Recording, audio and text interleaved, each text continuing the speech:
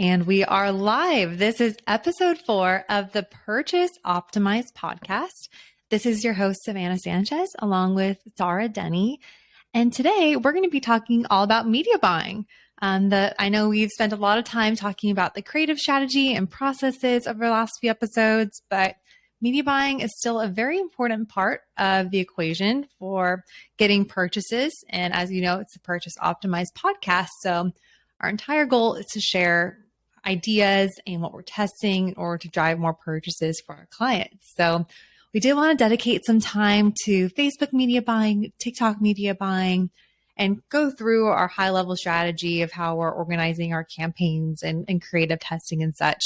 I think that this could easily be like an 8-hour podcast. So note that we're going to try to fit in some quick tips and little points in 30 minutes, but know that this is definitely not all inclusive.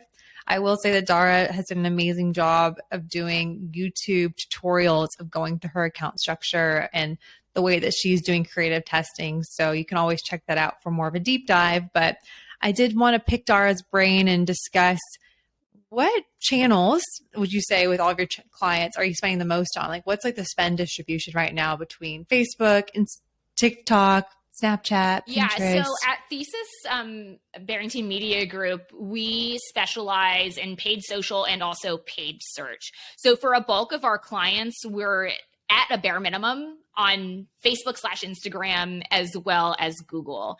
And I'd say that spend distribution is still highly concentrated on Facebook and Instagram. I actually, before this call, took a look at what our spend distribution was across all platforms and all of our clients. And right now it's still 65% all on Facebook and Instagram. We have about like 20 on Google, and then everything else, I think it's like still only like 10%-ish on TikTok. That's not math. Let's just, forget how I'm doing that. We're at 100% already. But like Snapchat, Pinterest, Bing, all of those things are so minuscule. I'd say that actually probably the platform that took the biggest hit in terms of percentage over the last year has been Snapchat. We were spending, I'd say close to 10% of all media spend on Snapchat over the last year. And that has gone down to like below, 5%, even in some cases like 2 to like 1% over the last few months. And Pinterest, I don't know. Pinterest is not a platform that I have been. Everyone hates Pinterest. The UX as like an ads manager on Pinterest, I have like worked on the platform. It's my least favorite one. Anyone that calls a look-like audience an act-alike audience, I just can't. So, and it's just not user-friendly. For that reason alone. I do have one client that's doing okay on Pinterest. They sell home appliances and we're doing like pretty stylized videos, like not TikTok style UGC, like more like studio production style. And we're seeing those do okay on Pinterest. Like we're able to spend like $20K a month on Pinterest profitably. Oh, wow. But they're like the only one that's doing well on Pinterest. I'm like, okay. But I did find it was interesting that it is more of like the studio, really kind of almost looks like an infomercial, like a commercial style that's doing okay on Pinterest. But definitely not like if a client was going to come to me and was like, what channel should I be spending on? I would say master Instagram, Facebook, TikTok first. Think about Pinterest once you're like trying to find new ways to scale and you kind of feel like you've exhausted Instagram and Facebook and Google and TikTok, whatever you think you've reached your max scale. And I do feel bad for Snap. I feel like I used to be Snap's biggest. I know. And there's such great people there. I'm sorry, Snap. We do. We love you, but it's been so bad. I don't know. I think iOS 14 killed Snap. What do you think is the reason? And why isn't it killed like TikTok, for instance? But Snap really struggled after iOS 14. I think that part of the reason why Snap continues to struggle is because the content that people actually go to like for Snapchat it didn't have as viral and as like attention grabbing effect as TikTok. Like TikTok is addicting. Like you stay on TikTok for hours at a time.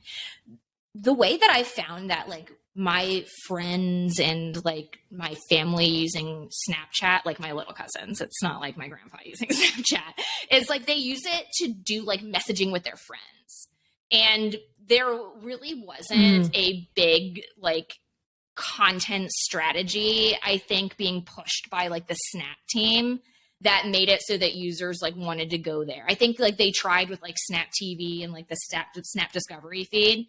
But like, even when I think of like, what's a content strategy for Snapchat, I'm like, I don't know. It just is not as defined as like TikTok or even in some regards like Facebook or Instagram. It was a lot of like filter based content. I will say we have one client that continues to kill it on Snapchat and even like tracked in Google Analytics and on like the attribution platform. And I'm continuously surprised, but I also like hesitate to share that really brief edge case because it is the exception and not the rule. Yeah. That's how I feel about the Pinterest one. I'm like, I have one that's making it work. But Snap, that's interesting that you at least have one client. And it's funny. I actually tweeted the other day. I was like, oh, Snapchat's dead. And people were saying like, oh, it's working really well in like Saudi Arabia and all these other like international markets. Like for app-based platforms too. I've heard that it like still continues to do really well there. And we do have a few clients too, where I wouldn't say it's crushing it, but it is a part of the media mix, and it is for those app download type of clients. So I think that there is like a good use case for it there. The other client that crushes it is like a CPG subscription brand. So, but they have a great offer, right? They have a very interesting. So I think that's also part of it. If you have a great offer, you can maybe find success anywhere. True. Even for Snap. But yeah, I mean, I'd say, right. R.I.P. Snap. For the most part, and this is something that like Thesis, like I'm working a lot on. We're still like very heavily Facebook and Instagram. And I think that's like a really cool place where you and I diverge a little bit because you're almost primarily on TikTok, correct? Yeah, I would say my clients are spending half of their media buying budget, if not more, on TikTok right now. But I would say it's because clients specifically want to work with me for TikTok creatives. Like that's where I've kind of carved out, like, you need good TikTok creatives. Yes. Like here I am. And I tend to enjoy working with TikTok ads manager and creating creatives for that platform and media buying on TikTok more than I do Facebook and Instagram nowadays. Yeah. I don't blame you there. I find that I like the TikTok user interface a lot more, and dare I cast the first stone in this glass house that I find TikTok reps like way easier to like collaborate with and like actually get really good information from. And like they've been a really crucial part of like getting our clients up on TikTok and have been like really helpful. So like whoever is leading that team over at TikTok, well done. Yeah, I have some really great TikTok reps too. My first one, because I've started advertising on TikTok in 2020, April. And my first one, he was terrible. Hopefully he's not listening, but I felt like I was just a nuisance to him because I had, of course, all these questions. I'm like, we're trying to scale and get on betas. But last year they got me a new one and he's been amazing and they provide really great resources for clients. So shout out to TikTok. I will say I have a really great Facebook rep too. So she's been really great at getting me on alphas and betas and reviewing my creatives. But getting back on track, in terms of Facebook and Instagram, what is your default account structure right now? For Facebook and Instagram, it's super simple. I nearly never deviate from this. For accounts or clients or brands that are spending, 10 to 20K per month, all the way up to 500K, even $1 million per month, I do not deviate from this simple structure. That's something that always surprises people when I talk to them about it. It's like, really, you have to keep this simple. And when looking at the overall account structure, it often boils down to just 3 campaigns. And in some cases, just 2 campaigns now, which is going to be number one, a creative testing campaign, and then number two, like a core campaign, I'd say, that houses all of the creatives inside. So and then, for some of our clients, we still have retargeting campaigns. We've started to phase that out more. I think post iOS 14, retargeting just hasn't been like as effective. For some clients, we find efficiencies there by like having a separate campaign for social engagers and website visitors, email lists or whatever. But we've started just kind of combining that and running really loose exclusions across the board, really just excluding from purchasers, making sure that we're excluding not only pixel purchasers, but also like email list, custom list export purchasers, and not doing any other exclusions really, and keeping retargeting apart that mix. I like that a lot. And so for the core campaign and prospecting, that's where we like to house different types of targeting for some clients. For some clients, we're just doing broad and that's it.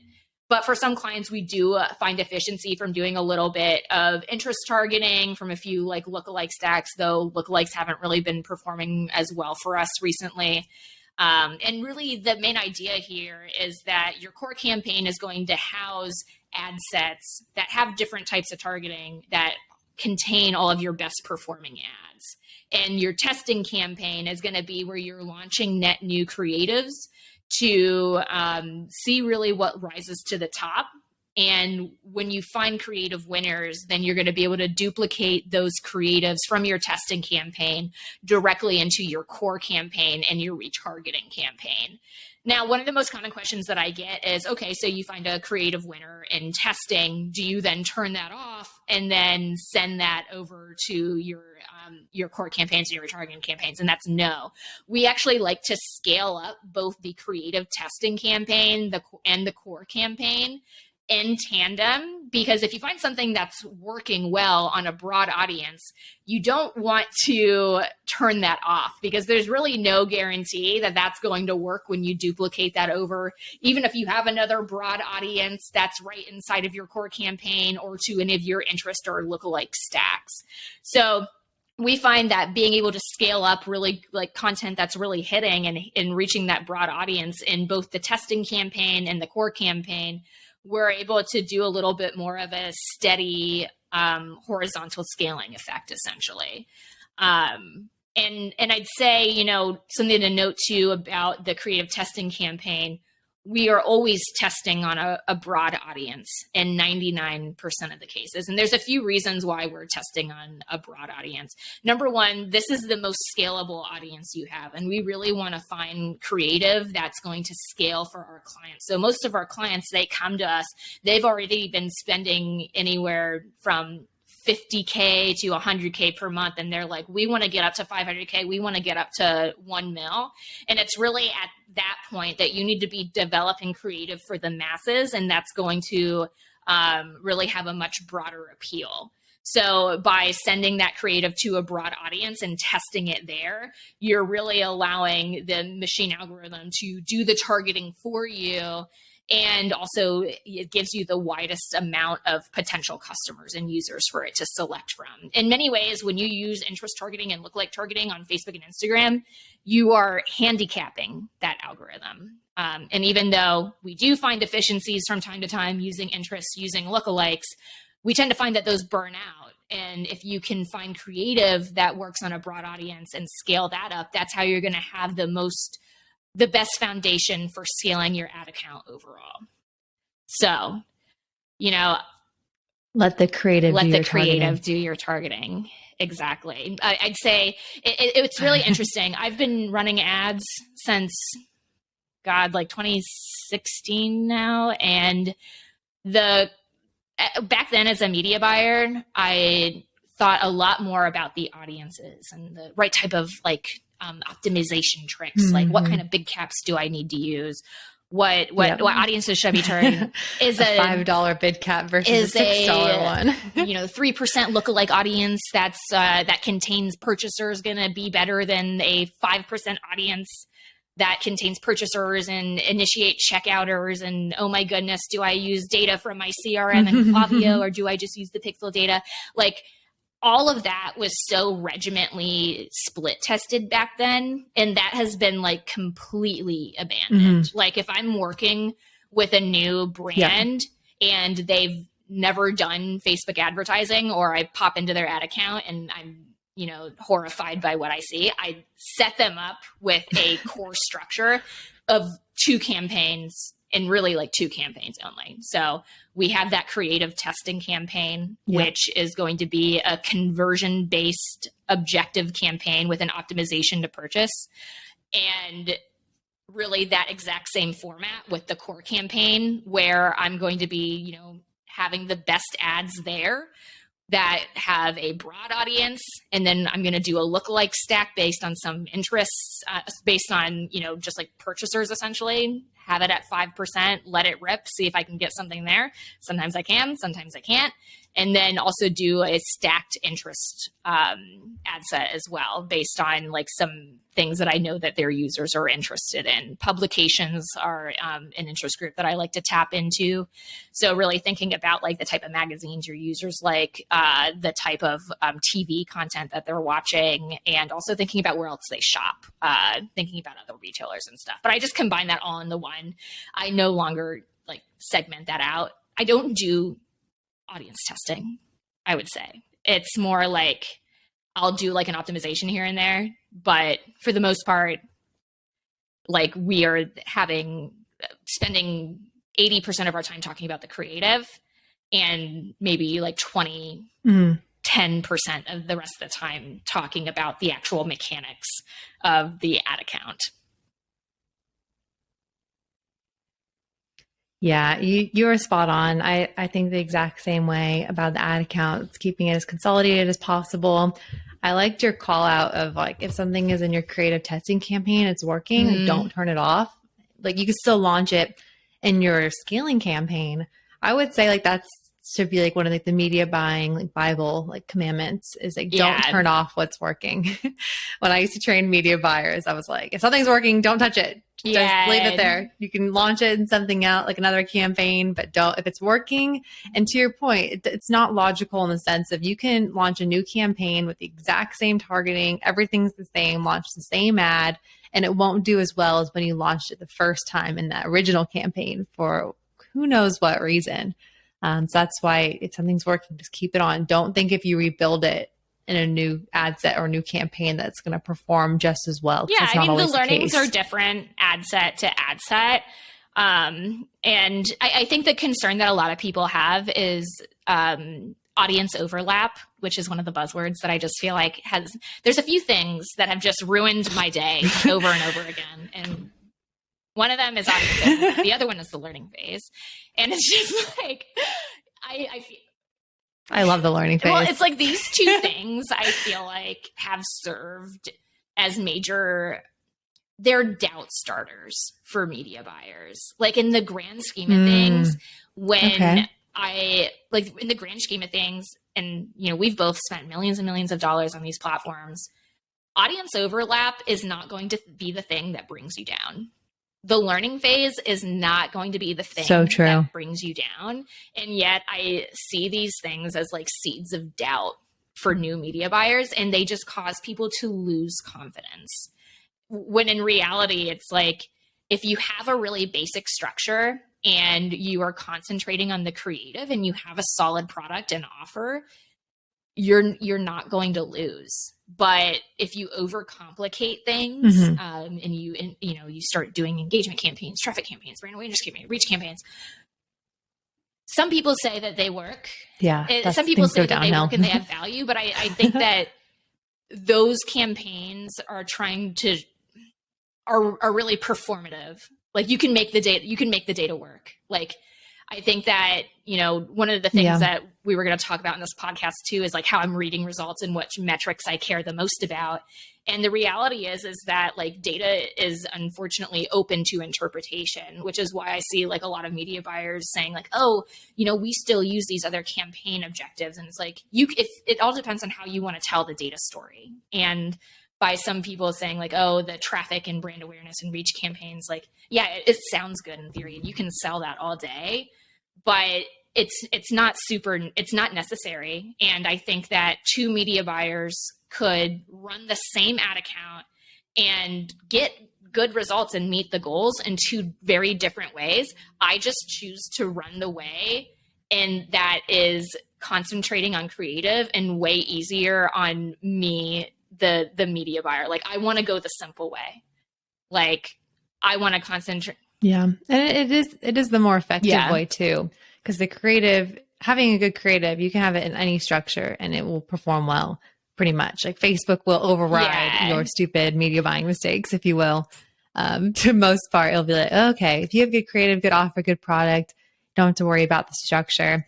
And as time is a limited resource. So if you can focus your time on getting really great creatives, focusing on your offer, your landing pages, that's just going to move the needle so much more than focusing on like a 3% lookalike versus a 5% lookalike, or bid caps versus cost caps. They're not going to move the needle. It's just not the way anymore. And I'd say, the metrics that I'm really looking at, number one, in platform, it's twofold, right? It's like, I'm looking at the key metrics that actually matter to my clients. Like, frankly, the most important one is spend, because for a lot of my clients that are at scale, we just need to make sure the damn thing spends. And then that it's like accruing the right type of cost. So that CPA goal, which of course we are then cross-analyzing with our attribution tools and the MER, the like blended ROAS, like ultimately, MER. Yeah, whatever. It's blended. Everyone has a different name for the same thing, which is just like, how much money are you putting into it? And like, how much are you, like, what is the cost to acquire that customer? Like, at the end of the day, those are the two metrics that are my guideposts for nearly every single client. So that's the thing that's most important. The other metrics that I'm really concentrating on are creative-based metrics, which help me inform what types of creative and strategy moves that I'm going to be taking. So iOS 14, yes, it sucked, but what's kind of cool is a lot of the ad-based metrics that happen actually on Facebook and Instagram, that data is not tainted. We're still getting that pretty directly. So we're able to see, our hook rates. So the amount of impressions that are watching the first 3 seconds of the ad, also called a thumb stop ratio, also called a hook rate or thumb stop rate, whatever. We're looking at that to really cross-analyze what's stopping people, what's making them initially interested in the content. And then we're also looking at the hold rates. So that's really a viewer retention rate, understanding how long people are really retaining that ad. So like up to 15 seconds, I think it is. And really the way that I'm using these metrics is, number one, like, what types of hooks are doing really well? How can we iterate on those in the future? What types of messaging is present in those hooks? What type of imagery is present in those hooks? And then for the hold rates, what I'm really looking at is the editing styles and the amount of different clips that are being used and how that storyline is being told, and which strategies are really increasing that retention rate. Also looking at things like click-through rate, which is like, I don't know. Sometimes I have the shittiest click-through rate and the highest conversion rate. So it doesn't really matter, but sometimes it's like an interesting metric to be, sometimes it's an interesting metric if a client presses me to tell the story of why an ad, worked well, or if it didn't, it is what it is. I find that it's so different if you're working at an agency looking at the data versus if you're like a brand, because an agency is always going to try to justify and why you need their to scale, because then that's how we get paid more. So you've heard it here. Totally. Industry secrets, like, oh, the click-through rate on this one is really good. But if it's not correlated with purchases or spend, like, who cares? Like, yeah, it had a 10% click-through rate at $2 spend. But if you're an agency, I would say one thing to be wary about if you're a brand is like, understand that you can take any data point and tell a story about it, or we got really great awareness. We drove so many people to the traffic. I would say so much traffic to your site. This has got so much traffic. Optimized podcast. So totally. Beware. We're purchased. And I think that my advice to agencies, unsolicited, is the more you can meet brands at the metrics that they care about, which ultimately is their balance sheet. Like, how much are we spending on ads? How much are we paying for this agency? Yeah. How many new purchases and new customers did we get? What was the cost of acquiring these customers? that's what's going to prove your value and what's ultimately what they care about. So that's, I would say, just to keep that frame reference in mind is, like you said, amount spend, I think, is probably like the most important metric in your Facebook ad account, because it's like, are we able to scale on this? And when Facebook spends a lot on an ad, that's Facebook's way of telling you, like, Facebook thinks this is a great ad.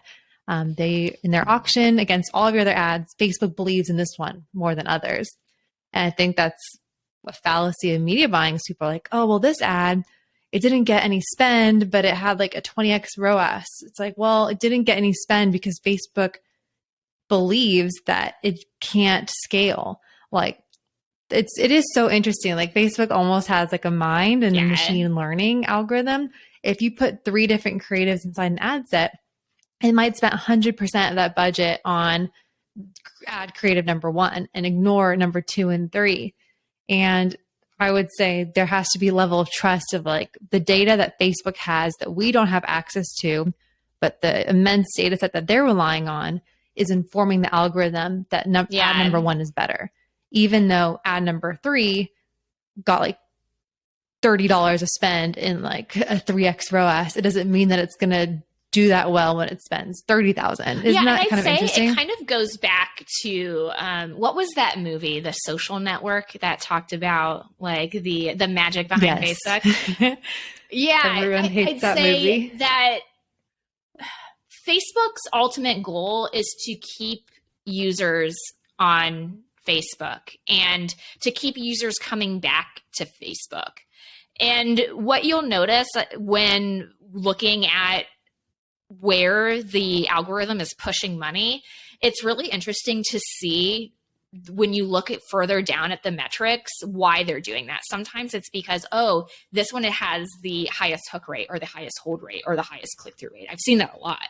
Sometimes it's going to have the highest amount of purchasers or add to carters. Of course, that data is like really obfuscated right now because of iOS 14, but there is often a very logical engagement reason for Facebook to spend money on that. And something that I always teach media buyers, like week 1 at Thesis, is about the breakdown effect.